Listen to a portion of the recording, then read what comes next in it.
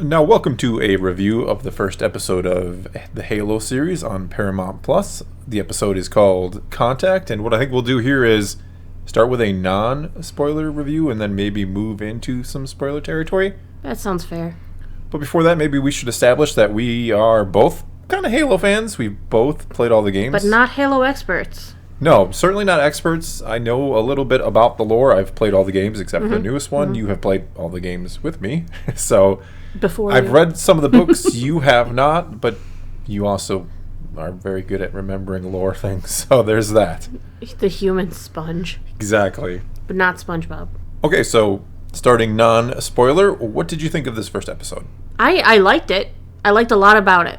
Okay. I'm in the same category. I enjoyed it quite a bit for what it is. I think when we move spoiler category, maybe we will discuss some things that I found curious, but There's more that I liked than I didn't like. Absolutely. I think it was very enjoyable. I mean, if you're someone who doesn't know the first thing about Halo and might be annoyed by certain things that happen, I think you're really going to like this. I think you're going to get into it right away. It starts out very action-packed. Maybe a little too action-packed. And they do it is very violent. Yeah. And they give enough explanation so that people who don't follow the lore and know everything will be able to pick up on the series easy. I think if you don't know anything, you're going to get the gist of this pretty well. Yeah. But again, going back to it, I was shocked by the level of violence. I mean, brutal violence in this. People getting blown apart, quite literally. And younger people, too. I mean, kids in the terms of teenagers just getting... Not to real spoil anything, but they're just saying there's violence, quite a bit of violence.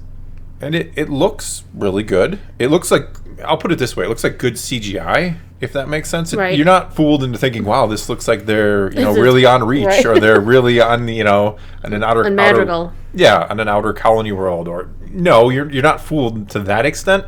But it looks like really, really good CGI, and everything looks straight out of the games for the most part, I think. I think it's promising for the future of where we're going to see video games getting adapted. I mean, you can say, things like the Warcraft movie, but a movie doesn't always do justice to a video game franchise. No. I feel like you need to actually give a medium that can spread things out and this is going to be how many episodes? It's going to turn out to be 6 hours, 7 hours of material? That's kind of what you need. Yeah, you can't blow all your budget on you got to spread it out, and I understand that. And so when I say it looks good for CGI, I don't mean that as any kind of negative. I was actually very impressed by just how good it looked. Sometimes, CGI on this scale, when you're trying to make a big series, it's going to look really cheesy. It actually looks good for CGI. Right, I can agree with that. I think when they do a full character done up in CGI, it's good. I think when you start mixing and you're like, CGI body with a real person's head, it gets jarring. But that's a personal preference. Yeah, but it worked. I thought everything worked very well. I mean, the Spartans look like you would straight expect out of the Spartans game to look. The Covenant, the Brutes and everything. We didn't see any Brutes. No, not the Brutes. The Elites. The Elites, not the Brutes. See, again, I'm not an expert. I got them mixed up. I know. But yeah, we got... I'm looking forward to seeing some Brutes, actually. But anyway... Forget the Brutes. Let's see the Grunts. No, we didn't see any... I wanted the Grunts and their little fun little banter, They have to sound like the game. Yeah, I know. I love their little... No, we didn't see any of them. Funny. We do get to the big dogs of the Covenant, though, too, which I was kind of confused by, but that would be spoiler territory, I suppose. That would probably be spoiler territory to talk about the oracles? No, the prophets. Oracles were the little machinies that look kind of like Poke. That's Warcraft reference again, sorry. Yeah, we're confusing everybody. I'm confused. But no, I mean, I thought this was enjoyable. I enjoyed it. I know a lot of people are leery about, is it going to be woke and all these things that we have to talk about these days. And I hate that that's one of the first questions I had to try to ask you. It's like a game show. Was it woke? Yeah, that's exactly what you said. So, was it woke? And do they do some character race swaps and such? Sure. Do I really care about it that much? No. Not being a huge Halo fan? I'm being a big Halo fan, but not a diehard Halo fan? No, and I don't think it's going to irritate you if you are. No, I don't think so. I think it's one of those things, they're not sitting there spewing propaganda or anything. They're just characters who have their motivations, and it works in the realms of this story. Yeah. So, I mean, to wrap up non-spoiler, I thought, if you're not a Halo fan, I think you're going to find a lot of enjoyment. If you are, I think you're going to find enjoyment, but you might have some serious issues with certain things. Yeah, I could see that. And overall, I mean, if I had to recommend you giving it a try or not, yeah, I think you should watch it, give it a shot. If you don't, if you have Paramount Plus, who has Paramount Plus? We got like a free trial just to watch this. Just to watch Halo, yeah. So, if you have it and you want to watch it, sure. I don't know that I'd go out of my way to, order Paramount Plus if you're not a Halo fan, but that's all up to you. But it's worth checking out, I think. Absolutely. Absolutely it is. I enjoyed it, and I'm excited to keep watching the series. Yeah, I'm excited to see what comes next. Because there was a lot of mystery, a lot of intrigue. I'm on board, I think. I think I'm on board here. Good. So let's move. Get out your warthog and let's go. So let's move a spoiler territory. Spoilers, finally. If Master Chief never takes his helmet off, I'll be happy. Again. No, he's going to be taking it off all the time. No, let's go the way of Judge Dredd. You keep it on, you stay in character. Well, The Mandalorian 2 proves that you don't have to to jump right into the spoilers here. But obviously we're talking about the fact that, yes, in Episode 1, he does take off the helmet He's trying to humanize himself to a young girl. I get it. Well, sure, I understand. I still would rather he never takes his helmet off. I understand his motivation within the episode itself, sure. But, come on. Anybody who knows Halo knows that Master Chief, we've never seen Master Chief's face. We shouldn't. Yeah, I don't. He's one of those characters, so I think he turns into the everyman when you don't see him. Well, yeah, that's the beauty of video games, though, because you're always trying to put yourself into that character, and it's always easier to do when you don't see him and you're just this badass, Spartan who goes and, kills aliens. But I don't know. If you eventually wanted to take the helmet off, I suppose. The Mandalorian, a good example. Eventually the helmet comes off, but let's establish. I don't know. I think we should establish Master Chief as Master Chief. Yeah. Which they did pretty well. First conversation we're watching, they're talking about how scary and tough the Spartans are, and who don't cross the Spartans. The one Spartan's worth more than 100 Marines. 100 Marines. Yeah. I was like, okay, well, good. We're establishing them for people who don't understand. Yeah. This is clearly the early days of the war. Yeah. Because this is before everybody knows the Covenant. Right. Before Reach is glassed and so on and so forth. Clearly before Reach is glassed. Yes, because a lot of the episode does take place on an unglassed Reach. Yeah. I liked seeing Halsey. I'm sad that we haven't seen Cortana, but she's developing Cortana, it looks like, which is exciting. Like you said earlier, we haven't seen the full Covenant yet. No. We saw elites and possibly the Arbiter. Possibly. He did call him a demon. Well, yeah. I love that they call him, it's the demon. We're like, yeah, it is. It's Master Chief. He's coming for you. I like that he had Spartan Team Silver with him, Yes. It wasn't just Master Chief. We got a full 4-man team there right off the bat, and we got to see that they were all a little bit different, and they had their expertises, and they were all full of butt-kicking power. It was great. That's one way to put it, yeah. They pretty easily took down the Covenant, which, you expect out of the Spartans if you've played the games.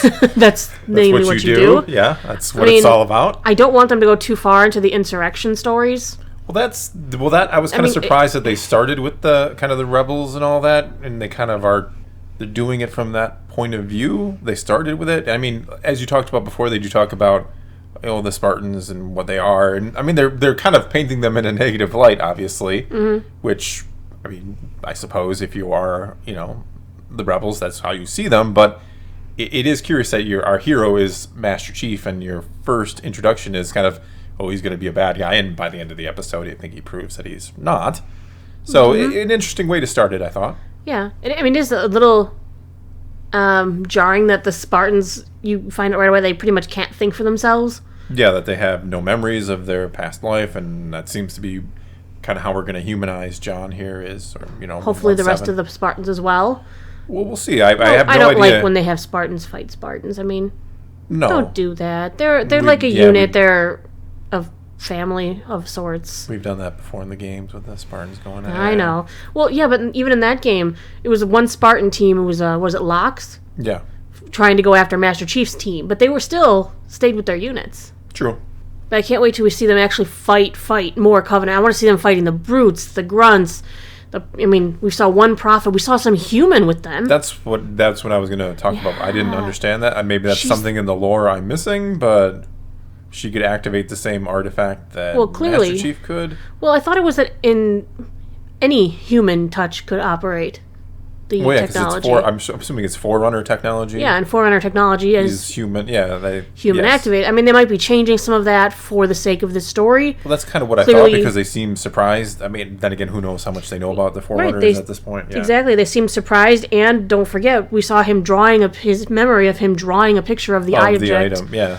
Yeah. So for all we know, there are certain groups of people that can actually operate Forerunner technology.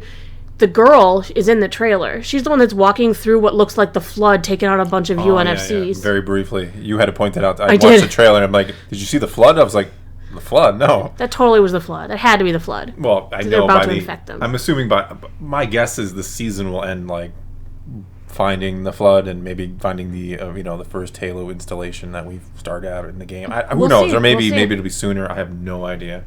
Oh. I hope we get the Halo actually sooner than that. I mean, I'm okay that they're going to tell an original story using known facts and, sprinkling more of the game lore and everything in there.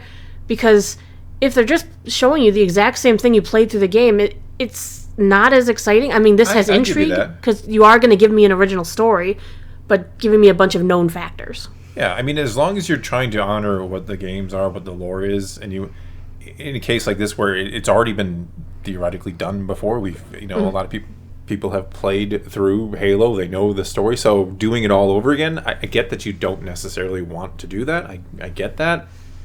So as long as, that's what I would say, just keep the integrity of Halo intact, and I'm sure there's going to be some Halo experts, or hopefully there's some Halo experts who watch this video and be like, well, this and this was, wrong, or maybe I'll watch some videos to try to see. But from my point of view, it seems like they're trying to be pretty lore accurate here, just a different take on things. Now, I could be wrong, but that's the impression I got. I think they're starting with everything lore-ish, and then they're going to branch into their own story for the most part. Yeah, I'm sure it's going to be. And I'm fine with that. No, I'm fine with that too. I don't necessarily. Like I said, as long as you hold true to the spirit of what you're trying to use, okay. Right. Then you can do a good job and give us a new story. Yeah. Don't just use it to tell your own, you're using Halo to tell a story you want to tell. No. You use Halo to tell a Halo story, and that's fine. And that goes for pretty much any property out there. Right. All right. Well, I guess that's all we've got for you this time. Mm-hmm. So take to the comments below. Tell us if you've seen the first episode. Oh, yes. Sorry. Oh, we always do this, don't we? One last thing. Where's my Halo music? There was touches of it, wasn't there? You know what that music sounded like? The music from Avatar. I know I've been talking about Avatar now in the last 3 videos, yeah. but no, it sounded like the music literally from James Cameron's Avatar. I didn't hear that. Oh, I'll play it for you after this is over. You'll hear it. All right. Well. You'll hear it. All right. Well, again, that's all we got for you this time. Dum-dum-dum-dum. Take to the comments below. Tell us if you've seen the first episode of Halo, what you thought. If you're a Halo expert, how do you feel this rated in terms of honoring Halo? Is this good? Is this bad? Whatever you think, leave those comments below, and let's talk some Halo. And until next time, thanks for watching.